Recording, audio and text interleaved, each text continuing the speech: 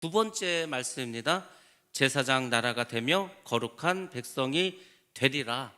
굉장히 중요한 말씀입니다. 여러분들 오늘도 말씀으로 은혜 받으시기 바랍니다. 우리가 18장까지 이제 지난주까지 말씀드렸습니다. 출애굽기 1장과 18장은 굉장히 드라마틱합니다. 그래서 영화로도 많이 나왔고 우리가 또 잘 아는 내용들입니다. 그리고 굉장히 한편으로는 설교하기 편한 본문들이 이 본문들이 18장까지는, 왜냐하면 계속해서 사건들이 벌어지기 때문에 한 사건 한 사건을 테마로 해서 말씀 전하기도 사실은 굉장히 좋았던 부분들이었습니다. 애굽에서 나와서 시내산까지 오는 과정들이 18장까지의 이야기였습니다. 19장부터는 이제 내용이 바뀝니다. 그래서 40장까지 주로 하나님과 이스라엘이 맺은 이 언약에 대해서 이야기를 해주고, 그리고 이제 성막을 짓는 과정들에 대해서 이야기가 나옵니다. 조금 따분할 수 있는 이야기들이 이제 이 출애굽기 뒤로 나오는데, 사실은 그 하나하나의 의미가 있습니다. 하나님이 얼마나 정밀하시고 꼼꼼하신 분인가 하면은 그 성막을 만들 때 실을 이렇게 만들지 않습니까? 그러면 그 실 색깔을 어떻게 하고 어떻게 꼬고 재료는 뭘로 하고 뭐 모양은 어떻게 하고 아주 자세하게 그렇게 말씀으로 해주셨습니다. 그러니까 그 설계도를 보고 지금도 우리가 그 성막을 그대로 재현할 수가 있습니다. 왜냐하면 워낙에 자세하게 이렇게 말씀해 주셨기 때문에. 그만큼 하나님은 아주 정확하시고 우리의 삶을 아주 세세하게 주장하시는 분입니다. 그래서 여러분들이 우리가 하나님을 믿는다, 예수 그리스도를 나의 구주로 믿는다, 그런 사람이라면 여러분들이 정말로 하나님에 대해서 잘 아셔야 됩니다. 아니, 교회를 다니는데 하나님에 대해서 잘 몰라. 그냥 하나님은 사랑의 하나님, 요 정도만 알아서는 여러분은 하나님에 대해서 반의 반도 모르는 겁니다. 하나님은 굉장히 크시고 정말 광대하시고 위대하시고 전지전능하신 분입니다. 그러니까 여러분들이 그런 하나님을 다 만나셔야 합니다. 자, 오늘 이제 우리가 이제 말씀을 드리는데 중요한 내용이 이제 언약이라는 겁니다. 언약. 그래서 이것을 우리가 시내산 언약이라고 이야기합니다. 이 시내산 언약은 하나님과 이스라엘 사이에서 맺어지는 언약인데, 뭐 우리 인간의 삶을 통해서 보자면 거의 혼인 서약과도 같은 개념입니다. 그러니까 하나님과 이스라엘은 뗄래야 뗄 수가 없는 그런 관계가 됐다는 거예요. 이 지구상에 얼마나 많은 민족이 있습니까? 근데 하나님께서 많고 많은 민족 중에서 이스라엘 백성을 택하셨다는 거예요. 그 왜 이스라엘을 택하셨는가? 그건 하나님의 마음입니다. 하나님이 이스라엘을 택하셨다니까요. 그리고 그들과 계약을 맺으십니다. 그래서 하나님께서 신랑이 되시고 이스라엘이 신부가 됩니다. 자, 왜 하나님께서 이스라엘과 계약을 맺으실 수밖에 없었을까? 간단합니다. 아담이 범죄했습니다. 사실 하나님은 최초의 언약을 아담과 사실 맺으셨죠. 근데 그 아담이 하나님과의 언약을 깨버렸습니다. 그게 뭐였죠? 그 선악과 따먹지 말라고. 선악과를 따먹지 말라는 언약을 아담이 어기지 않았습니까? 그래서 하나님과의 관계, 하나님과의 언약이 깨지고 말았습니다. 그리고 많은 세월이 흘렀습니다. 하나님께서 다시 한 사람을 부르시고 계약을 합니다. 그게 누구죠? 아브라함입니다. 그래서 아브라함의 후손인 이 이스라엘과 다시 하나님 출애굽을 시키시고 언약을 맺으십니다. 그래서 이스라엘은 언약의 공동체라고 이야기를 합니다. 그래서 이스라엘 사람들에게는 자기들이 하나님과 언약을 맺은 이 공동체라는 것은 굉장히 자기 민족의 정체성에서 중요한 역할을 합니다. 쉽게 말해서 이들은 그래서 늘 선민의식을 갖는 거예요. 하나님께서 우리를 선택하셨다. 우리는 선택받은 민족이다. 우리는 하나님과 계약을 맺은 그런 민족이다. 그래서 이스라엘 백성들은 지금까지도 2023년 오늘날까지도 그 하나님과의 계약을 철저하게 지키고 살아가고 있습니다. 그래서 어떻게 됐습니까? 이 무수히 많은 민족 중에서 가장 뛰어난 민족으로 정말 하나님께서 이스라엘 백성들을 사용하고 계십니다. 물론 예수 그리스도를 메시아로 믿고 있지 않죠. 그렇지만 지금 이스라엘에서는 예수를 그리스도로 믿는 사람들의 수가 점점 늘어나고 있습니다. 그리고 예수님께서 이 땅에 오셔서 정말로 그 주님이 다스리는 나라를 세울 때 이스라엘은 그 나라에서 또 큰 일을 감당합니다. 그러니까 하나님의 언약은, 하나님의 약속은 굉장히 중요하고 하나님은 그 약속을 신실하게 지키십니다. 제가 어제 집회를 갔는데 같이 식사하는 그 목사님 있었습니다. 근데 이제 그 목사님이 그런 말씀을 하시는 거예요. 자기는 그 목사가 되는 데 있어서 자기는 내가 정말 뭐 어떤 목사를 되겠다는 큰 마음이 없었다는 거예요. 근데 언젠가 자기 은혜를 받았다는 거예요. 그래서 은혜를 받아서 내가 주의 종이 돼야 되겠다 정도만 생각했다는 거예요. 근데 자기가 목사가 되었어. 목사가 되었는데 순탄하게 되지 않았습니다. 그분은 거의 생명을 잃을 뻔하면서 목사가 되었어. 어떤 일이 벌어졌냐, 이분이 누구에게 머리를 맞았는데 어떻게 머리를 많이 맞았는지 병원에서 살아난 게 기적이라는 거예요. 머리를 얼마나 맞았는지, 몽둥이로. 그리고 그렇게 맞았는데 이분이 아주 100% 정상이진 않지만 그래도 일상생활을 하는 데는 부족함이 없는 정도로 살아가십니다. 그러니까 의사가 이 정도도 괜찮다는 거예요. 그러니까 이분이 이제 도대체 왜 하나님께서 나를 이렇게 만드셨을까? 왜 이렇게 나에게 이런 사고가 일어나게 하셨을까? 그것을 이제 기도하면서 어떤 응답을 받았냐면은 그겁니다. 하나님께서 그랬다는 거예요. 너는 내가 이렇게 하지 않으면 절대로 주의 종을 살아갈 사람이 아니라는 거예요. 아니, 내가 언제 주의 종이 된다고 했습니까? 그래도 하나님이 말씀하셔. 너 나에게 서운했다는 거예요. 하나님이, 그분이 뭔가 자기는 그냥 속으로 혼자 그렇게 생각을 했는데 그걸 하나님 기억하고 계셨다는 거예요. 근데 이분이 주의 종이 될 생각을 안 해. 그래가지고 하나님이 그런 사건을 벌이셔서 예수를 믿도록 하셨다는 거예요. 그분에 대해서는 제가 다음에 또 언제 기회가 있으면 말씀을 드리겠지만은 그렇습니다. 그러니까 여러분들, 그래서 함부로 말하시면 안 돼요. 성경은 말하지 않습니까? 함부로 하나님께 선하지 말라고. 서운 잘못하면 안 됩니다. 그리고 서운하셨다면 반드시 지켜야 됩니다. 반드시 지켜야 되고, 물론 성경에 보면 하나님과 서원을 했는데 내가 그 서원을 지킬 수가 없어. 그러면 그 계약을 파기할 수 있는 방법이 있습니다. 소를 가지고 가서 제사장에 가서 제사를 지내고 하나님과 그 계약을 파기할 수 있는 게 있습니다. 근데 아무튼 쉽지 않습니다. 그러니까 여러분들이 될 수 있으면은 언약은 지키셔야 됩니다. 하나님은 항상 이 언약과 계약을 통해서 인간들과 접촉하십니다. 우리하고도 다 마찬가지입니다. 이스라엘이라는 나라를 택하셔서 그 나라에게 하나님이 말씀을 주시고, 그리고 그 나라와 계약을 맺으셔서 너희들이 내 말에 순종하면 복을 주고 그렇지 않으면 저주를 받으리라, 그렇게 해서 계약을 하셨습니다. 우리도 마찬가지입니다. 우리가 지금 예수를 믿는다고 하지 않습니까? 우리가 지금 교회 나와서 성도가 되지 않았습니까? 그것은 여러분 한 사람 한 사람이 하나님과 계약을 맺은 겁니다. 제가 이제부터 내 삶의 주인을, 예수 그리스도를 내 삶의 주인으로 모시겠습니다. 그분의 말씀대로 살아가겠습니다. 제가 하나님의 백성으로 살아가겠습니다 라고 여러분들은 사실은 하나님과 계약을 하신 거예요. 그럼 여러분들 그 계약을 잘 실행하고 계십니까? 여러분들이 계약을 하고 다니는 겁니다. 이게 쉬운 게 아니라니까요. 하나님과의 여러분의 관계는 끊어질 수 있는 관계가 아닙니다. 사람과 사람이 만나서 결혼을 했어. 물론 이제 이혼이라는 제도가 있으니까 이혼을 할 수도 있겠죠. 그렇지만 그게 쉽습니까? 쉽지 않습니다. 우리가 예수를 믿었다면 하나님과 계약을 맺은 거고, 하나님과 계약을 맺었다면 여러분들은 그 계약대로 힘쓰고 애쓰고 살아가셔야 됩니다. 그래야 마지막 때 예수님께서 이 땅에 재림하실 때 여러분들은 예수 그리스도를 여러분의 신랑으로 맞이할 수가 있는 것입니다. 우리가 구원받은 성도가 되었다고 하지 않습니까? 구원받았다는 것은 여러분들 모두가 그리스도의 신부가 되는 겁니다. 그러니까 여러분들이 항상 말씀에 순종하시고 내가 어떻게 살아가야 될 것인가, 그것을 늘 염두하면서 기억하면서 그렇게 기도할 때마다 생각을 하셔야 됩니다. 항상 기도할 때마다 이렇게 해주시고 저렇게 해주시고 이런 것만 기도하지 마시고, 하나님, 제가 주님의 신부로서 마지막 때 하나님 나라의 백성으로서 어떻게 살아야 되겠습니까? 나의 믿음 생활과 나의 어떤 인생의 이 삶을 어떻게 주님께 드려야 되겠습니까? 이걸 가지고 여러분들이 고민할 수 있어야 된다는 겁니다. 좀 전에 말씀드렸던 그 목사님이 어쨌거나 해서 목사가 됐습니다. 근데 그분이 이게 머리를 사고가 났기 때문에 학교를 제대로 못 다녔습니다.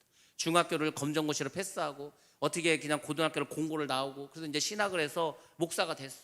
근데 이분이 목사가 됐는데 성도가 없습니다. 교회를 개척했는데 사람이 없어. 어쩌다 한 사람 왔는데 그냥 와서 밥만 달라는 거야. 맨날 와서 밥만 해주고. 그러다 이제 이분이 교회를 더 이상 할 수가 없어서 교회를 이제 그만뒀습니다. 그러다가 이분이 이제 또 세월이 좀 지나서 하나님께 기도합니다. 하나님, 제가 교회를 다시 어떻게 개척을 해야 되겠습니까? 그렇게 기도를 했더니 하나님께서 그랬다는 거예요. 지금 이 마지막 때에 교회를 개척하면 뭐 하겠냐는 거예요. 그냥 너는 엎드리기만 하라는 거예요. 엎드리기만 하라는 게 뭐냐면 기도만 하라는 겁니다. 그래서 그분은 그 기도만 한다는 거. 지금 그 목사가 교회도 없고 성도도 없이 이 목사의 삶을 살아가는 것은 정말로 어렵습니다. 근데 그분은 그렇게 살아가고 있어. 그래서 어떤 뭐 집회가 있든지 세미나가 있으면은 거기 참석을 하고, 혼자 있으면서 늘 기도를 하고 찬양을 하고, 그렇게 나름 목회 생활을 합니다.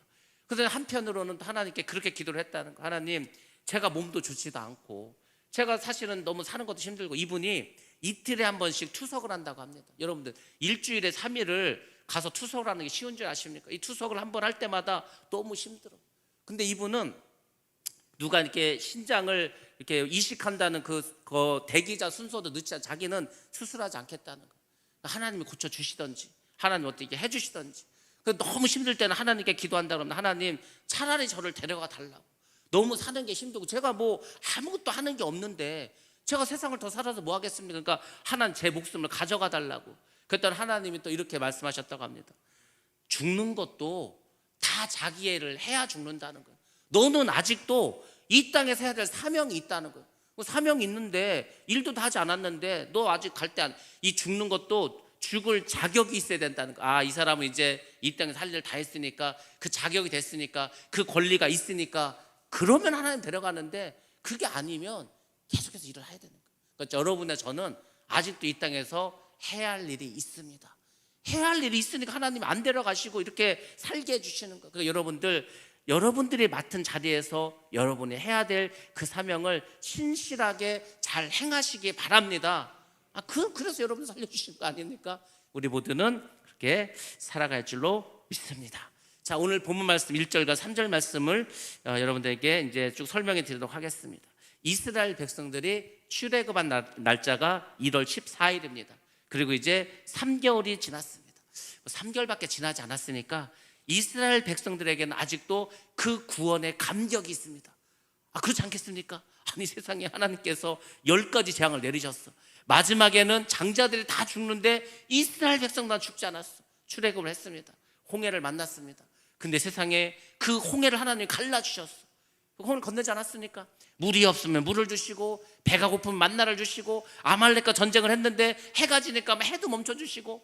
그러니까 이 이스라엘 백성들은 아직까지도 구원에 대한 그 감격이 남아있는 상태로 이제 리비딤에서 시내산에 도착하게 됩니다. 하나님께서는 모세에게 이미 약속을 해주셨습니다. 뭐라고 약속했냐면, 이 시내산이 바로 1년 전에 하나님께서 모세를 부르신 곳이지 않습니까? 그때 하나님께서 이렇게 말했습니다. 내가 애굽에서 나와서 시내산에서 나를 예배할 것이다. 그러니까 이제 그 1년 전, 불과 1년 전을 돌이켜 생각하면은 그 모세 입장에서는 이게 참 말도 안 되는 일이지 않습니까? 자기는 지금 이스라엘에 갈 일도 없고, 자기가 이스라엘을 간들 누가 자기의 얘기를 들어줄 사람도 없어. 자기는 말도 잘하지도 못하고 그런 능력도 없어. 근데 정말로 하나님께서 어떻게 했습니까? 모세를 이스라엘 사람들에게 보내고 바로를 만나게 하고 재앙을 내리게 해서 정말 출애굽하고 시내산까지 오지 않았습니까? 정말 대단한 정말 하나님의 약속을 정말 하나님 신실하게 지키셨습니다. 제가 지난주에도 말씀드렸지만 우리의 신앙생활이 이런 어떤 재미와 이런 맛이 있어야 됩니다. 여러분들 인생 살아가면 다 문제가 있지 않습니까? 어려움이 있지 않습니까? 쉽게 말해서 그게 다 뭡니까? 여러분의 기도 제목이지 않습니까? 기도 제목. 우리는 누구에게나 다 기도의 제목이 있습니다. 그렇죠? 그럼 여러분들이 그 기도의 제목을 가지고 어떻게 합니까? 기도를 하시겠죠. 그럼 여러분들이 하는 그 기도의 제목은 얼마나 지금 이루어졌습니까? 다 이루어졌습니까? 아니면 한 절반 정도 이루어졌습니까? 아니면 하나도 이루어지지 않았습니까? 그거 잘 생각하셔야 됩니다. 여러분들이 뭔가 지금 기도를 하고 있는데 그 기도는 이루어져야 되는 겁니다. 물론 하나님의 뜻 안에서. 그러면은 여러분들의 믿음이 계속 성장하는구나. 이게 예수를 믿는 거구나. 이게 하나님의 백성이라는 거구나. 하나님의 백성은 정말 하나님 말씀하신 데 이렇게 되는구나.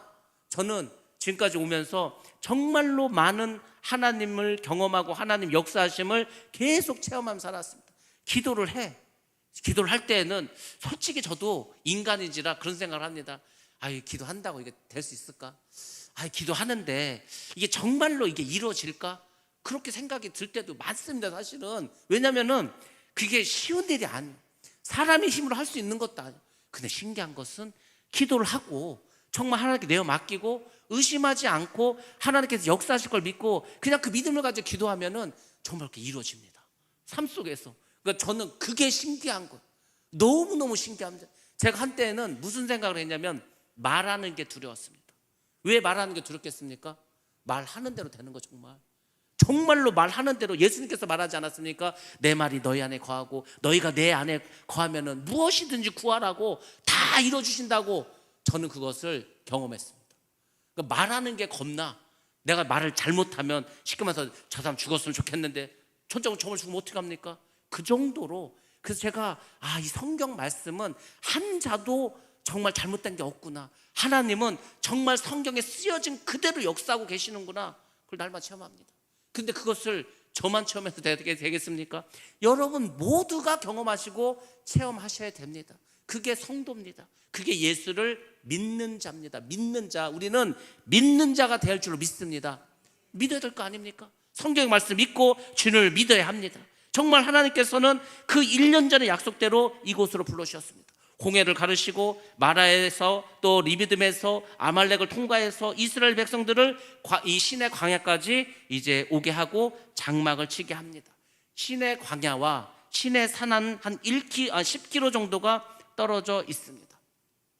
자, 이 신의 산에서 장막을 치겠는데 하나님께서 모세를 부르십니다. 어떻게 부르십니까? 네가 신의 산 위로 올라오라는 거예요.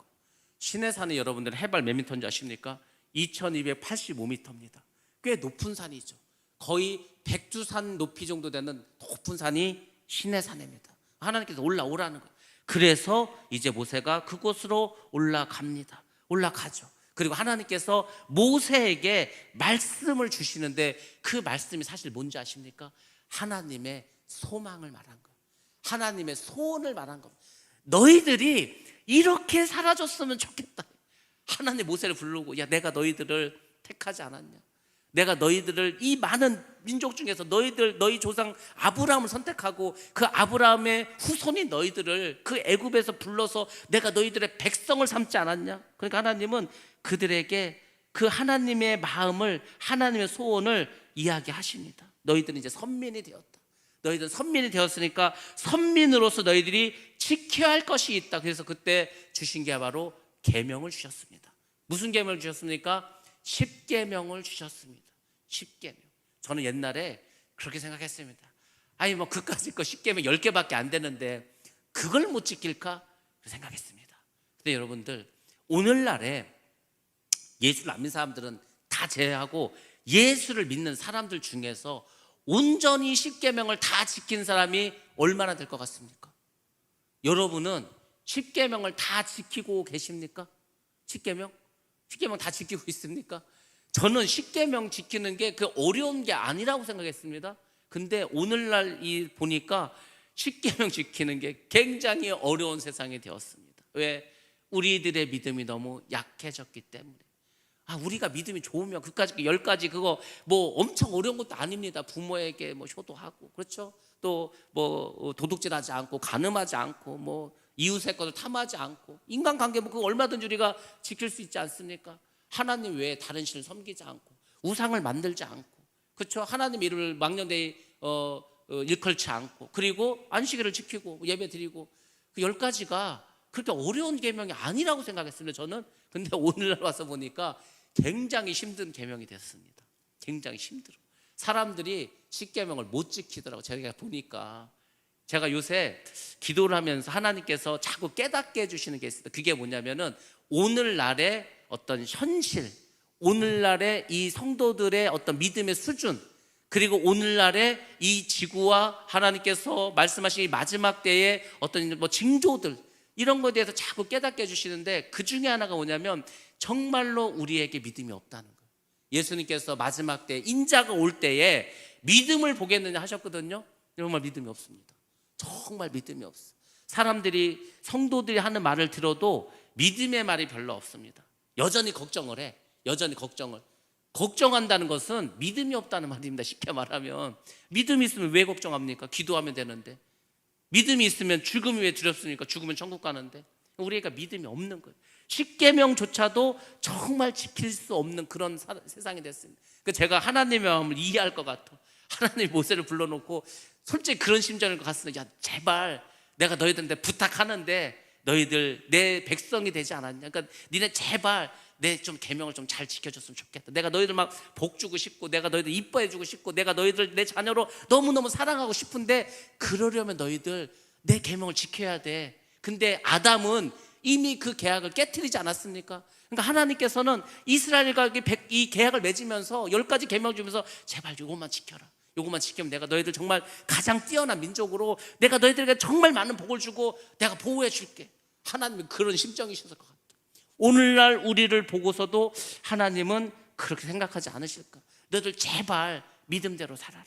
정말 말씀대로 살아라. 그럼 내가 너희들 구원시켜줄게. 천국에서 영원히 살아가게 해줄게. 이 땅에서도 복을 받게 해줄게. 그게 주님의 마음인 것 같아요. 왜? 우리가 너무 말씀대로 살지 않고 믿음으로 살아가고 있지 않기 때문에 그렇지 않을까, 이런 생각을 해봅니다. 아무튼 여러분들 주님의 마음을 알아가시면 여러분들 믿음이 높아지고 성숙해지는 겁니다. 우리가 부모의 마음을 알았을 때 철이 들었다고 하지 않습니까? 똑같습니다. 여러분들이 하나님의 마음을 알면은 여러분의 믿음이 성장한 겁니다. 우리가 하나님의 마음을 어떻게 합니까? 알 수 있습니다. 기도하고 하나님의 말씀을 자꾸 듣고 하나님이 어떤 심정일까를 매일매일 묵상하다 보면은 하나님의 마음을 알게 됩니다. 여러분들 정말 믿음이 성숙해지셔서 하나님의 마음을 알 수 있는 여러분 다 되시기를 주의 이름으로 축복합니다. 4절로 넘어가겠습니다. 하나님은 이스라엘이 모세를 부르시고 먼저 하나님께서 이스라엘에게 베풀었던 그 은혜에 대해서 상기를 시켜줍니다. 그렇지 않습니까? 애굽 사람 어떻게 했습니까? 10가지 재앙을 내려서 심판했습니다. 그리고 그 애굽 사람 어떻게 했습니까? 홍해에서 수장시켜버렸습니다. 그래서 하나님이 보여주신 게 뭡니까? 너희들 세상신을 섬겼지, 너희들 애굽의 신을 섬겼지. 그 세상의 신과 애굽의 신은 전부 다 헛된 거라는 거, 가짜라는 거. 지금 세상 사람들이 하나님이 아니라 세상의 신을 섬기고 있습니다. 돈의 신, 만몬 신을 섬기고 있습니다. 쾌락의 신을 섬기고 있습니다. 인간적인 어떤 유익을 주는 그 신을 섬기고 있는 거예요. 그게 여러 가지 뭐 요즘 이제 운동으로 나타나기도 하고 취미로 나타나기도 하고, 뭐 하나님보다 사랑하는 게 얼마나 많이 있습니까? 그게 다 헛된 신앙. 하나님 헛된 신. 야, 니들 이 세상에 다 불이 나서 불타버리면 없어질 건데, 너희들 홍수가 나서 다 물에 떨어가면 아무것도 아닐 건데, 아니 이게 비만 와도 막 지금 뭐 미국 이런데 막 비가 많이 와가지고 그 강가에 있는 집들이 그냥 통째로 다 무너져서 막 물에 떠내려가지 않습니까? 집도 별거 아니라는 거예요. 자동차도 별거 아니고. 근데 자꾸 사람들은 그것만 바라보고 있다는 겁니다. 그래서 지금 세상 사람들 이렇게 사는 거예요. 근데 하나님께서 이스라엘 백성들은 어떻게 했습니까? 독수리가 날개로 업어서 인도하신과 같이 그렇게 인도해 왔다는 거예요. 여러분들 독수리가 새끼를 어떻게 훈련시키는지 아십니까? 하나님께서는 이스라엘 백성들을 독수리를 훈련시키듯이 했다는 겁니다. 사실 그것은 우리도 마찬가지요. 와, 이렇게 인생이 힘들까? 아, 왜 이렇게 어려운 일이 많지? 힘든 일이 많지? 그것은 하나님께서 우리가 하나님의 자녀이기 때문에 우리를 훈련시키시기 때문입니다. 독수리가 이 새끼를 훈련시킬 때 이렇게 훈련시킵니다. 일단 둥지에 있어. 둥지에는 새끼를 붙잡고 어떻게 하는지 아십니까? 그 높은 공중에서 새끼를 떨어뜨립니다. 그럼 새끼가 얼마나 발버둥을 치겠습니까? 떨어지면 본능적으로 죽는 걸 아는데, 그러니까 막 자기 그 없는 날개를 막 움직여가지고 어떻게든지 살라고 막 날개를 퍼득퍼득하고 발버둥을 치고 막 안간힘을 씁니다. 그러면 땅에 떨어지기 직전에 어미 독수리가 내려와서 그 날개로 새끼를 딱 다시 채서 위로 올라갑니다. 그렇게 해서 이제 새끼를 훈련시킵니다. 계속 여러 번 떨어뜨려. 그럼 새끼는 떨어질 때마다 근육이 생기고 자기 힘으로 날아갈 수가 있습니다. 하나님도 마찬가지죠. 이 하나님이 하나님 백성을 삼으시고 다 하나님이 해주실 것 같습니까? 그러면은 능력 없는 자식이 되는 겁니다. 이 세상에 제가 이제 목회를 하다 보니까 많은 분들과 상담도 하고 여러분들의 많은 사례들을 듣지 않습니까? 근데 가만히 보니까 그런 것 같습니다. 자기가 힘들게 돈을 벌어서 사업을 해. 자기가 힘들게 돈을 벌어서 세상을 살아가. 그러면은 그 자녀는 성공적인 삶을 살아갑니다. 이 땅을 살아가면서도 정말로 자기 정말 그 가진 모든 것을 활용해서 이 세상을 잘 살아갑니다. 근데 자기는 별로 고생도 안 하고 힘들고 어려울 때마다 손을 벌리는 거예요. 부모님한테. 그래서 집 팔고 땅 팔고 있는 거 다 팔고. 그러면 절대 성공하지 못하더라고요. 그러니까 좋은 부모는 자식을 어떻게 키우는 게 좋는가, 그냥 어릴 때부터 고생을 시키는 겁니다. 정말 고생을 시키는 거예요. 우리가 어릴 때 그런 얘기 많이 듣지 않습니까? 미국 사람들은 엄청 큰 재벌이야. 돈이 엄청 많아. 근데도 자식들 그냥 용돈을 주지 않습니다. 미국 사람들은 그 점은 철저합니다. 우리는 그냥 애가 돈 달라면 막 주지 않습니까? 아니면 야, 너 돈 필요하지 않냐? 막 그냥 달라고도 안 했는데 막 줍니다. 그걸 사랑이라고 생각합니다. 근데 그렇지 않습니다. 미국 사람들은 부모 자식 간에도 이 경제관념은 엄격하게 합니다. 그냥 돈 주는 법이 없습니다. 야, 네가 돈 뭐 1달러를 받으려면은 나가서 뭐 잔디라도 깎으라는 거야. 아니면은 뭐 아빠 구두라도 닦으라는 거. 그러니까 뭔가 일을 시키고 그 일의 대가로 돈을 줍니다. 그러니까 어릴 때부터 깨닫는 거야. 아, 이 돈이라는 것은 내가 땀을 흘려야 얻을 수가 있는 거구나. 그것을 아는 거예요. 그리고 부모가 아무리 돈을 많아도 미국은 20살 때까지만 부모가 챙기지, 그 다음부터는 네가 알아서 살으라는 겁니다. 그게 미국 사회예요. 그래서 어릴 때부터 철저하게 훈련시킵니다.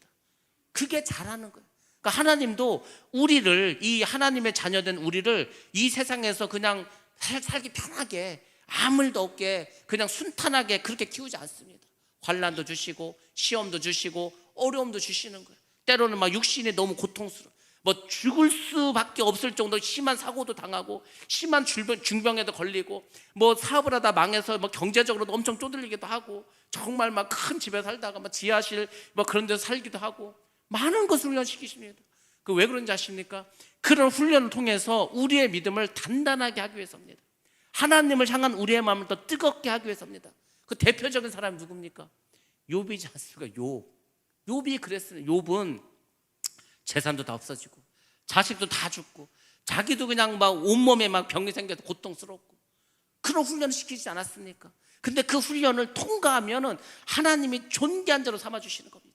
그 여러분이 내 삶은 왜 이렇게 고통만 있냐, 이게 어려운 일들만 있냐, 그러면 여러분들이 기뻐하고 감사하시기 바랍니다. 하나님 나를 크게 사용하시려고 나를 크게 훈련시키는구나. 군인들도 그렇지 않습니까? 특공대일수록 훈련이 강합니다. 정말 목숨을 걸고 훈련을 해야 되는 그런 일도 하게 됩니다. 그래서 여러분들이 훈련 받는 거에 대해서 힘들어하지 마시고, 아, 하나님께서 나를 크게 사용하려고 이렇게 하시는구나, 그것을 기억하시기 바랍니다. 하나님께서 이스라엘 백성들을 훈련시키는데 처음부터 훈련시키십니다. 사실 이스라엘 백성들이 최종 목표가 뭡니까? 지금 가나안 땅으로 들어가는 거 아닙니까? 그러면은 그 애굽에서 그 위쪽 길로 가면은 가나안을 3일이나 4일 정도 걸어가면 됩니다. 그러면은 딱 가나안이야. 근데 거기는 블레셋 사람들이 살고 있지 않습니까? 블레셋 사람들이 있으니까 하나님이 그 길로 보내지 않았어. 물론 뭐 블레셋이 싸움을 잘해서 그런 것도 아니고 하나님께서 이스라엘을 훈련시키기 위해서 이들을 홍해길로 인도합니다. 홍해를 건너서 가면은 빨리 가야 40일입니다. 그럼 40일 만에 들어갔습니까? 그렇지도 않습니다. 가데스 바냐에서 어떻게 했습니까? 거기서 이제 낙심했죠. 우리는 메뚜기와 같고 저들은 거인이라고 원망하지 않았습니까? 광야 40년 돌았습니다. 그러니까 하나님께서 이스라엘 백성들을 어떻게 훈련시키는 걸 잘 보시고, 나는 지금 내가 하나님께 어떻게 훈련을 받고 있고 나는 그 하나님의 훈련을 잘 받고 있는가를 여러분을 비춰보라는 거예요. 항상 여러분들이 하나님의 말씀을 읽거나 하나님의 말씀을 들을 때는 그 말씀을 나의 삶에 적용해 봐야 되는 겁니다. 그럼 나는 어떤가? 나는 이스라엘 백성들하고 비춰봐서 나는 정말 믿음의 삶을 살고 있는가? 나는 욥하고 비교해봐서 나는 정말 잘 인내하고 있는가? 여러분들이 항상 여러분 자신을 살펴보셔야 됩니다. 자, 하나님께서는 훈련을 시키면서 아주 죽음의 직전까지 끌고 갑니다. 아니, 여러분들 홍해에서 만약에 하나님이 홍해를 갈라주지 않았으면 이스라엘 백성 거기 다 죽지 않았겠습니까? 그러니까 이스라엘 백성들이 정말 죽음에 직면할 때까지 하나님은 아무것도 안 하고 바라만 보십니다. 앞에는 홍해가 있고 뒤에는 애국 군대가 쫓아오고 다 죽게 생겼어. 그때 하나님께서 이 홍해를 건너게 하십니다. 광야로 들어갔습니다. 처음에 뭐였습니까? 물이 없어. 여러분들 3일 동안 물을 못 먹고 광야에 있으면 죽습니다. 우리 지금 얼마나 덥습니까? 36도 37도. 하루만 물을 안 먹어도 힘들어서, 여러분들 하루만 물을 안 먹어도 쓰러질 분 많습니다. 지금 3일을 먹지 못했어. 그러니까 이스라엘 백성들이 원망하고 불평하는 것을 우리가 욕해서는 안 됩니다. 정말 힘듭니다. 우리는 지금 이 광야보다도 더 편한 데 있으면서도 원망 불평하는데 이스라엘 백성들은 그 뜨거운 광야에서 4일 동안 물을 못 먹었어. 다 죽게 생겼습니다. 그때 되니까 하나님 물을 주시지 않습니까? 또 어떻게 했습니까? 먹을 게 없어. 이제 뭐 이제 먹은 것도 나올 때 먹을 거 갖고 다 먹었어. 먹을 거 없으니까 이제 하나님 어떻게 했습니까? 계속 굶게 놔둬. 그러다 정말 굶게 생겼으니까 어떻게 하십니까? 만나를 주시지 않습니까? 그런 것들이 다 훈련시키는 거예요. 좀 미리 좀 그러면 홍해도 좀 미리 갈라놓고 만나도 좀 미리 주시고 물도 미리 주면 될걸 왜 이렇게 고생을 시키는가? 훈련시킨 거라니까요. 죽음의 직전까지 가게 하는 거예요. 훈련시키는 겁니다. 철저하게. 왜? 하나님의 자녀가 되고 하나님의 백성이 돼야 되기 때문에 산계 상황까지 끌고 갑니다. 여러분들, 하나님께서, 주님께서 뭐라고 했습니까? 우리가 견딜 수 없을 만큼, 우리가 참을 수 없을 만큼의 시험은 주지 않습니다. 하나님은 우리가 이길 수 있을 만큼의 시험만 주시는 거예요. 그러니까 여러분들 힘들다고 그 시험에 넘어지지 마시기 바랍니다. 여러분이 당하고 있는 시험은 여러분들이 견딜만 하고 이길만 하니까 여러분에게 주신 겁니다. 그래서 어떠한 시험에도 승리하시기 바랍니다. 찾아갈 게 뭐 있습니까? 제가 그런 글을 봤습니다. 그런 걸 봤는데 뭐라고 했냐면, 죽고 싶을 때 이 말을 기억하라는 거예요. 당신이 정말 죽고 싶다면 오늘 죽지 말고 내일 죽으라고. 내일 죽으라는 거예요. 내일이 되었어. 내일이 내가 죽고 싶어. 그러면은 내일 되었을 때 죽지 말고 하루를 더 한번 참아보라는 거예요. 내일 모레 한번 죽어보라는 거예요. 내일 모레까지 가라는 거예요. 내일 모레가 됐어. 여전히 죽고 싶어. 그러면 하루를 더 한번 너가 생각해보고 살아보라는 거예요. 그렇게 이틀, 3일, 4일 살아보면은 어느 순간 죽고 싶은 생각이 사라지고 내가 살아야 되겠구나 라고 생각할 때가 온다는 겁니다. 그렇습니다. 우리가 막 죽을 것 같아. 너무 힘들어. 그렇지만은 죽지 않습니다. 하나님이 지켜주시고 보호해 주십니다. 훈련시켜 주시는 거예요. 여러분들, 그 천국 가서 사는 게 쉽겠습니까? 미국 가서 사는 게 쉽겠습니까? 그렇지 않습니다. 여러분들, 천국 가서 사는 것은 정말 주님을 닮아가야 되는 거예요. 정말 예수님의 삶을 살아야 됩니다. 예수님 어떤 길 가셨습니까? 십자가의 길을 가셨습니다. 고난의 길을 가셨습니다. 가시밭길을 가셨습니다. 좁은 길을 가셨습니다. 근데 우리는 그 길을 안 가려고 하니까 문제. 사실은 넓은 길, 평탄한 길, 꽃길만 가려고 하니까 어려운 거 아닙니까? 그래서 여러분들 생각을 바꾸셔야 돼요. 왜 내가 예수 믿었는데 자꾸 어려움만 생기지?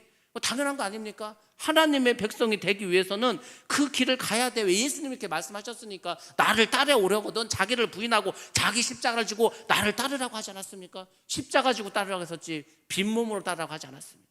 그러니까 여러분들이 그렇구나, 우리를 하나님이 훈련시키고 있구나. 근데 이 아무리 어려운 일도 반드시 하나님이 지켜주심으로 결국은 이길 수가 있고, 내가 정말 죽게 되면은 하나님께서 그 독수리 어미가 새끼를 딱 낚아채듯이 우리를 다시 안아주십니다. 그리고 거기서 벗어날 수 있도록 해주십니다. 원망 불평이 아니라 믿음으로 승리한 여러분 되시기를 주님의 이름으로 축복합니다.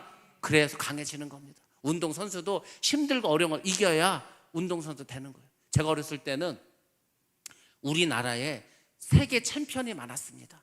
많을 때는 꽤 여러 명 있었습니다. 그렇잖아요. 그래서 지금 우리나라 그 무슨 WBC나 여러 가지 이제 있지 않습니까? 거기 무슨 지금 우리나라 권투 선수가 지금 세계 타이틀 가지고 있는 선수 있습니까? 한 명도 없습니다. 한 명도 없어. 그것도 참 신기하죠. 왜 우리가 한 명도 없을까? 간단합니다. 옛날에는 먹을 게 없었어. 그래서 헝그리 정신. 어차피 나는 먹을 것도 없고 어차피 나는 성공할 것도 없어. 그러니까 두들겨 맞아서라도 내가 성공하겠다고 그렇게 열심히 훈련해가지고 세계 챔피언 되지 않았습니까? 우리 오늘날에 애들한테 너 한번 그렇게 권투 선수가 세계 챔피언 돼보라. 그 두들겨 맞아야 되지. 먹고 싶고 못 먹지. 훈련 엄청나게 세게 하지. 누가 하겠습니까 지금? 배부러 등 따시면 못하는 거야. 그래서 그렇습니다. 우리의 신앙생활이 그렇다니까. 힘들고 어려우면은 우리가 더 단단해지는데 꽃길만 가면은 작은 거에도 넘어집니다. 인간은 아주 단순해서 항상 그렇습니다. 잘 해주면은 더 이렇게 좋아할 것 같은데 잘 해주면 불평만 더 많습니다. 불만만 더 많습니다. 그래서 그렇지 않습니까? 두들겨 맞고 별로 사랑도 못 받은 자식이 나중에 더 효도합니다.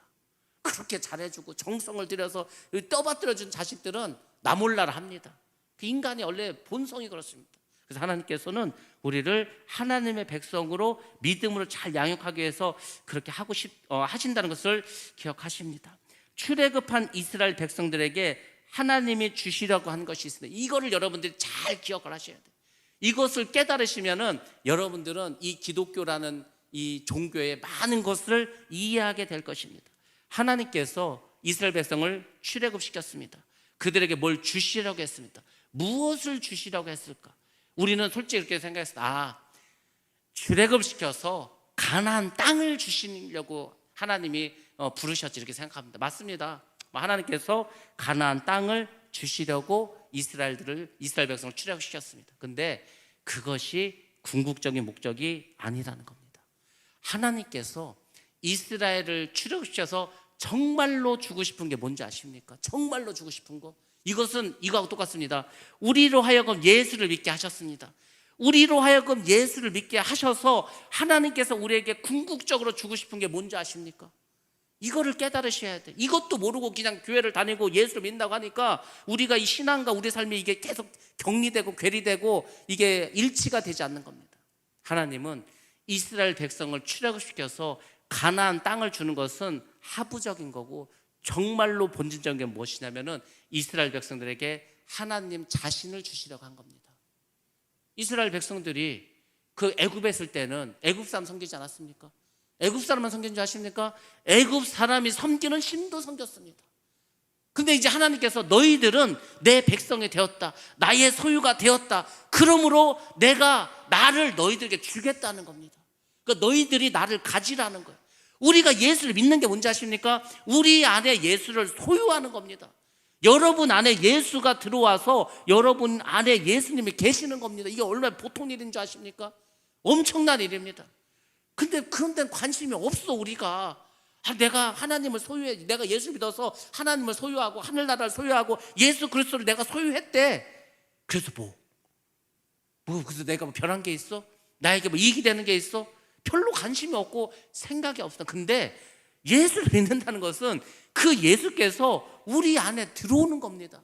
이스라엘 백성들이 출애굽을 해서 그 가나안 땅에서 땅을 차지하고, 이게 중요한 게 아니고 그들이 하나님을 소유함으로 하나님의 백성이 되었다는 게 중요한 겁니다. 우리에게는 예수를 믿음으로 해서 천국을 소유하게 되었다는, 이게 본질이라는 겁니다. 그렇잖아요. 그래서 우리가 다 지금 예수 믿고 천국 가겠다고 여기 앉아 있는 거 아닙니까? 근데 왜 그 하늘나라를 소망하지도 않고 그 하늘나라 영광을 생각하지도 못하고 이 땅에서 고민만 하고 낙심만 하고 좌절만 하냐, 이거죠. 그러니까 이게 한참 잘못된 거예요. 이스라엘 백성들이 지금 이 환경을 보자면 하나님께서 출애굽 시켰는데 출애굽 시킨 하나님의 의도는 하나도 모르고 맨날 뭐 물이 없네, 먹을 게 없네, 뭐 날이 덥네, 불평만 하는 거하고 뭐가 다르겠습니까? 그래서 우리도 기억하셔야 됩니다. 그렇구나. 하나님께서 이스라엘 백성들을 출애굽한 것은 하나님 그분 자신을 줘서 하나님께서 통치하는 나라, 하나님께서 다스리는 나라, 하나님을 소유한 백성들, 하나님의 생명을 얻는 그 백성이 되기를 하나님이 원하셨다는 것을 기억하시기를 바랍니다. 우리가 예수를 믿고 우리가 세상적 풍요와 성공을 원하는 것이 아니라 그리스도이신 메시아신 그 예수 그리스도, 그분을 내가 주인으로 소유하고 이 땅에서도 어떻게 합니까? 그분과 함께 동행하면서 그 천국 가는 거예요. 우리가 예수를 믿는 건 아주 간단합니다. 이 세상에서 주님과 열심히 동행을 해. 그리고 천국 가서 그분과 영원히 사는 거, 이겁니다. 그게 여러분의 삶의 1순위가 돼야 되는 거예요. 1순위. 그게 1순위가 안 되면 흔들립니다. 마귀가 막 흔들면 떨어집니다. 마귀가요, 마지막 때 얼마나 이제 우리를 흔들까 보시기 바랍니다. 제가 하여튼 예언 하나 하겠습니다. 마지막 때가 되면은 많은 사람들이 믿음에서 떨어져 나갑니다. 흔들려가지고. 그래가지고 많이 이 진리에서, 생명에서 벗어나 버립니다. 그게 마지막 때라는 거예요. 미혹에 빠지기도 하고. 이 미혹하는 영들이 그렇지 않습니까? 요즘 짝퉁이 너무 잘 만들어갖고 짝퉁인지 진품인지 구별을 못해. 신앙도 마찬가지입니다. 이게 2단인지 3단인지 4입인지 알 수가 없어. 오히려 여기가 더 좋은 것 같아. 사람들 다 미혹당해서 갑니다. 그렇게 되는 거예요. 거짓 선지자들이 막 나타납니다. 뭐 적그리스도도 나타납니다. 다 넘어가. 우리가 마치 신사참배 하듯이. 신사참배 왜 한지 아십니까? 신사참배 왜 했습니까? 간단합니다. 총회에서 목사님들이 모여서 야, 우리 신사참배 하자고 결의했기 때문에 신사참배 한 겁니다. 성도들은 뭐도 없어. 성도들이 별 죄가 없습니다. 목사님들끼리 모여서 회의를 했다니까요. 야, 우리 신사참배 하자고. 그래서 목사님들이 그 회의를 끝내고 총회를 끝내고 신사에 가서 절했습니다. 그래서 신사참배한 겁니다. 그럼 앞으로는 그런 일이 없을 것 같습니까? 목사님들 다 총회 모여가지고 야 이거 짐승의 표가 아니야, 그러니까 받아도 돼, 상관없어, 뭐 이거 받는다 우리 지옥에 안 가, 그렇게 결정을 하는 순간 모든 교회와 성도들은 다 짐승의 표를 받을 겁니다. 그거를 거부하는 사람들은 감옥에 가든지 죽음을 당하든지 휴거가 되든지 그렇게 되겠죠. 그럼 여러분들 몇 프로나 그거를 거부하고 안 받겠습니까? 대부분 다 받습니다. 대부분. 제가 코로나를 보면서 깨달았다니까요. 코로나를 보면서. 코로나가 터지니까 주사 맞으러 가지 않았습니까?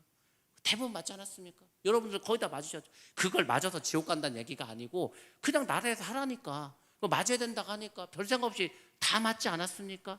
그렇게 된다고요. 짐승의 표도 그런 식으로 받는 거예요. 뭐 이게 뭔지도 모르고 그냥 받습니다. 그러니까 성경의 말씀을 보셔야 되는 거예요. 보시고 깨달으셔야 되는 거예요. 그러니까 내 영이 살아있어야 됩니다. 우리가 옛날에 라디오가 있었습니다. 지금은 디지털이니까 뭐 이 버튼만 누르면 자기가 알아서 주파수를 찾아내지만 옛날엔 다이아를 돌리지 않았습니까? 다이아를 잘 돌려야 돼. 이게 조금만 잘못되면 지지지직 막 잡음이 납니다. 그 주파수를 정확히 맞춰야 정확하게 깨끗한 음질의 라디오를 들을 수가 있는 거예요. 우리가 기도를 왜 하는지 아십니까? 제가 그랬잖아요. 기도 왜 하냐고. 기도는 나를 기도하면서 내 생각과 세상의 생각과 마귀가 준 생각을 다 버리고 주님으로 채우는 거라고 하지 않았습니까? 성령으로 채우는 거. 성령으로 채워야 하나님이 주시는 말씀은 주파수를 잘 맞춰서 안테나를 탁 세워갖고 정확하게 들을 수가 있습니다. 하나님의 말씀을 정확하게 듣지 못하면 잡음을 듣게 되는 거예요. 다른 방송을 듣게 돼. 옛날에, 지금도 그런지 모르지만은 옛날에는요, 이렇게 주파수를 맞추다 보면은 북한 방송도 들렸습니다.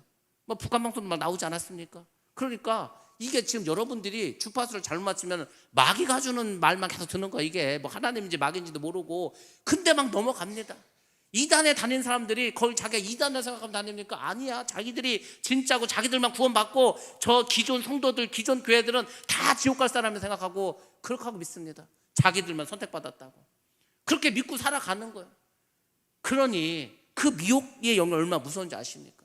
지금 여러분들이 마지막 때를 살아가면서 우리가 이 이스라엘 백성들을 출애굽시킨 그 하나님의 역사를 보면서 잘 기억하셔야 됩니다. 우리는 예수 그리스도를 소유하는 겁니다. 우리 마음속에 성령으로 오신 그 주님을 이 마음속에 모시고 우리가 성전이 되는, 우리 안에 성전이 되어서 우리가 교회가 되는 겁니다. 그리고 우리가 거룩하게 살아가는 것, 그것이 신앙생활이고 믿음 생활인 줄로 믿습니다.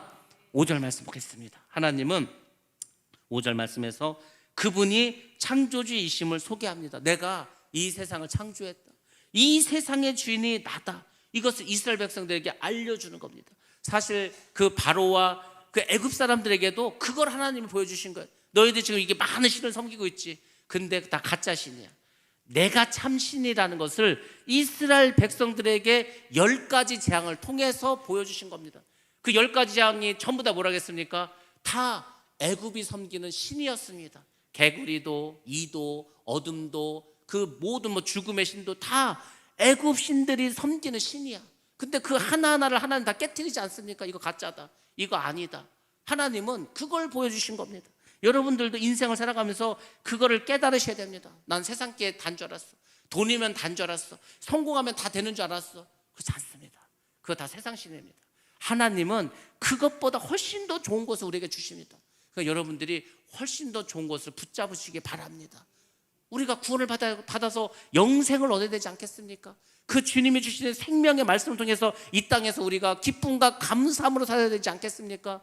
이 땅에서는 돈으로 사는 것도 아니고 명예로 사는 것도 아니고 이 세상은 기쁨과 감사로만 살아가는 겁니다. 그렇죠? 그게 중요하죠. 돈이 많다고 기뻐하고 감사합니까? 그렇지 않습니다. 돈이 없어도 기뻐하고 감사할 수 있습니다. 건강하다고 기뻐하고 감사합니까? 그렇지 않습니다. 내가 병들어도 얼마든지 기뻐하고 그 하루하루를 감사하며 살아갈 수가 있습니다. 그것을 주님께서 주신 것입니다. 그래서 여러분들, 하나님께서 우리에게 원하시는 게 무엇인가를 항상 기억하셔야 됩니다. 하나님이 우리에게 원하시는 것이 있습니다. 이스라엘 백성들에게 원하시는 것도 바로 이거였습니다. 그건 뭡니까? 너희들이 나를 사랑하라는 거예요. 나는 이미 너희를 사랑하고 있어. 너희들 사랑하니까 내가 너희를 선택하고 너희들로 하여금 나를 믿게 하지 않았냐? 그러니까 너희들도 나를 사랑하라는 겁니다. 하나님을 사랑하는 게 뭔지 아십니까? 그분의 계명을 지키는 겁니다. 그래서 하나님께서 십계명을 주신 의도는 이 세 가지를 만족시키기 위해서 결국 십계명을 주십니다. 계명을 지키는 백성으로 하나님이 키워나가겠다는 거예요. 너희들이 계명을 지켜야 나를 사랑하는 거예요. 그러니까 너희들이 계명을 지키게 하기 위해서 내가 너희를 훈련시키고 너희들 키워나가겠다는 거예요. 그것을 세 가지로 하나님께서 키워나가겠다고 말씀해주고 있습니다. 그 첫 번째가 있습니다. 그게 뭐냐면 이스라엘을 하나님의 소유로 키우시겠다는 겁니다. 다른 마귀나 사단이나 세상의 것이 아니라 하나님의 소유로 이스라엘을 키워나가겠다는 겁니다. 하나님께서 우주 만물을 창조하셨습니다. 근데 인간이 범죄하고 사단의 소유가 되었습니다. 그래서 이 세상은 죄악된 세상이고 사탄 마귀가 공중 권세를 잡은 세상이 바로 이 세상입니다. 마치 이스라엘 백성들이 400년을 노예 생활을 한 것처럼 그렇게 이 세상도 마귀의 손에 붙잡혀 있습니다. 근데 하나님 어떻게 하셨습니까? 하나님은 이스라엘을 애굽의 소유에서 이 죄악된 세상에서 어떻게 했습니까? 끄집어냈습니다. 근데 중요한 게 있습니다. 어떻게 끄집어냈습니까? 어떻게? 뭘로? 무엇으로 이스라엘 백성들을 하나님께서 출애굽시켰습니까? 그냥 끄집어냈습니까? 그게 아니에요. 하나님께서 여기서 예표로 하나 보여주신 사건이 있습니다. 뭐였습니까? 어린 양을 잡지 않았습니까? 어린 양을 다 집집마다 잡아서 죽였습니다. 그리고 그 피로 구원을 받았어. 그 어린 양은 누구를 예표합니까? 예수 그리스도.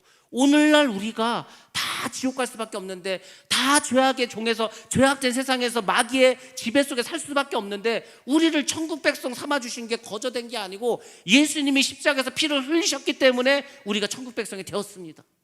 그렇다면 구약에서도 그 예표된 사건에서도 무엇인가 피가 있었다는 거예요. 그때는 어린 양이 피를 흘렸습니다.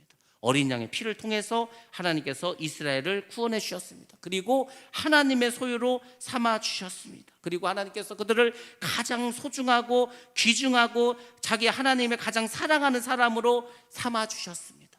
하나님의 입장에서 이스라엘이 너무 사랑스러워, 너무 소중해, 너무 귀해. 그럼 어떻게 하겠습니까? 하나님께서 이스라엘을 보호해 주시겠다는 겁니다. 이게 중요한 거예요. 하나님이 우리를 보호해 주신다니까. 여러분들 하나님께서 여러분을 보호해 주시는 것을 못 느끼십니까? 하나님은 여러분을 바로 옆에서 아주 세밀하게 보호하고 계십니다. 특별히 여러분의 생각도, 여러분의 마음도 보호해 주십니다. 여러분의 몸도 보호해 주십니다. 어떤 사람 사고가 났어. 아이고, 하나님 나를 안 지켜주셨나 봐. 이런 사고가 왜 났지? 여러분들, 하나님이 지켜주지 않았으면 죽을 수도 있는 사고였습니다. 하나님이 지켜주지 않았으면 정말 장애가 될 수 있을 만큼의 큰 사고였을 수도 있습니다. 그나마 하나님이 지켜주셔서 그 정도인 겁니다. 그걸 생각하셔야 됩니다. 우리 몸을 보시기 바랍니다. 우리 뇌가 중요하지 않습니까? 우리 뇌가 제일 중요한 게 어디 있습니까? 정말 가장 중요한 게 뇌죠. 뇌가 중요합니다. 그래서 하나님께서 이 뇌를 보호하기 위해서 뭐를 만들어주셨습니까? 두개골을 만들어주셨습니다. 이 머리가 딱딱한 게 왜 그렇습니까? 뇌가 중요해. 다치면 안 돼. 큰일 나. 그렇게 딱딱한 뼈로 이거를 딱 보호해주고 계십니다. 그렇죠. 또 우리 몸속에서 중요한 게 뭡니까? 물론 다 중요하지만 또 생명과 직결되는, 없으면 바로 죽어버리는 게 뭡니까? 이 뇌하고 또 뭡니까? 심장이지 않습니까? 우리가 사망 선고를 내릴 때 뇌가 죽으면 뇌사고, 심장이 멎으면은 심정지로 그냥 사망 선고를 내립니다. 그래서 우리 몸에서 뇌와 심장은 가장 중요합니다. 가장 중요하니까 심장은 뭘로 하나님이 감싸주셨습니까? 여러분의 심장을 뭘로 보호하고 계십니까? 하나님이 갈비뼈로. 이 갈비뼈가 왜 있습니까? 심장 보호하라. 심장 다치면 큰일 나니까 그게 보호해 주는 겁니다. 우리 몸도 가장 중요하고 소중한 것은 다 지켜주십니다. 그러면 여러분은 누가 지켜주십니까? 여러분의 자식은, 여러분의 자녀는 누가 지키십니까? 하나님 지켜주시는 겁니다. 하나님이 천사를 보내시고 성령께서 여러분을 지켜주십니다. 왜 그런지 아십니까? 사랑하기 때문에. 여러분들 이걸 잘 기억하시기 바랍니다. 제가 오늘 말씀 여기까지만 드릴 건데, 제가 요즘 기도를 하고 사람들을, 이제 여러 사람들을 만납니다. 대화를 나누고 하면서 하나님 저에게 어떤 마음을 주셨어. 여러분에게 이제 말씀드렸지만 어떤 마음이 이겁니다. 하나님이 이 때가 이제 자꾸 마지막이 되니까 알곡과 가라지를 쫙 갈라놓으셨어. 그래서 구원받을 자와 구원받지 못할 자를 딱 이렇게 구별해 놨다니까요. 전도하지 말라는 게 아니에요. 누구를 구원 안 시킬지 모르니까 여러분 열심히 전도하셔야 됩니다. 근데 그렇더라고요. 믿지 않는 사람은 정말 이 강팍한 마음이 열리질 않아요. 정말 그렇다. 야, 그렇구나. 사람들이 이 정말 마지막 때가 되니까 이 마음을 닫아 버리는구나. 복음이 들어가지를 않는구나. 하나님께서 알곡과 가라지를 갈라 주십니다. 근데 성경에 재밌는 이야기가 있습니다. 그게 뭐였냐면은 우리 예수님과 제자들이 가는데 그 알곡이 있는데 거기에 뭐가 있습니까? 가라지가 있어. 가라지가 있죠. 그때 제자들이 예수님께 뭐라고 합니까? 예수님, 저 가라지를 뽑을까요? 그때 예수님 뭐라고 했습니까? 놔두라고 했습니다. 놔두라고. 왜 놔두라고 했습니까? 가라지를 뽑다가 알곡까지도 다칠 수가 있는 거예요. 그렇지 않습니까? 그 가라지를 뽑았는데 밑에 뿌리로 다 이게 엉켜져 있을 거 아니에요? 그러니까 가라지를 뽑다가 알곡까지 뽑혀 나올 수도 있습니다. 제가 그게 생각이 나더라고요.